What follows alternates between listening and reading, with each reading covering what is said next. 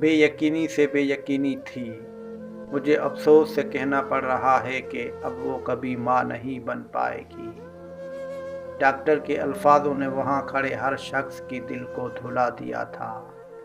हैदर और शान ने अरमान के बेहोश वजूद को वार्ड में शिफ्ट किया। करीम साहब भी इत्तला मिलने पर वहाँ पहुँच चुके थे और उनकी भी बहुत बुरी हालत थी। पता नहीं मेरी बेटी को और क्या क्या झेलना पड़ेगा, करीम साहब ने दुखे लहजे में कहा। ऐनी की हालत पर उनका दिल कट रहा था। ऐनी को जब होश आया तो सबको अपने अर्द गिर्द पाया। ऐनी की जहन से गंदूदगी छुटी तो उसने अर्द गिर्द निगाह दौड़ाकर उन सब के चेहरों पर उदासी देखी। आप सब लोग इतने परेशान क्यों हैं?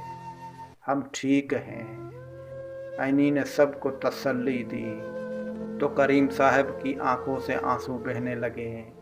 जब उसे पता चलेगा कि वो कभी माँ नहीं बन पाएगी तो उस पर क्या गुजरेगी। ऐनी ने तशवीश से शान को देखा जो खुद भी सुर्ख आंखों से बमुश्किल आंसू जब्त कर रहा था। क्या हुआ है शान? क्या कोई ऐसी बात है जो हमें नहीं पता? उसने शान से दरियाफ़त किया।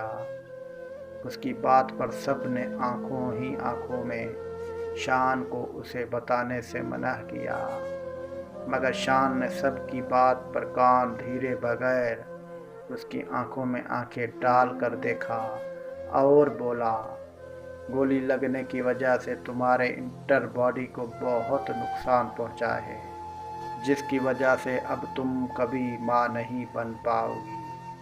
वो जानता था वो उससे कोई बात नहीं छुपा पाएगा।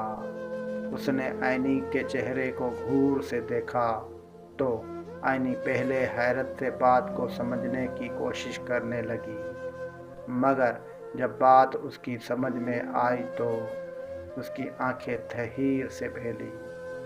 उसे लगा कि किसी ने उसकी जान ही खींच ली हो।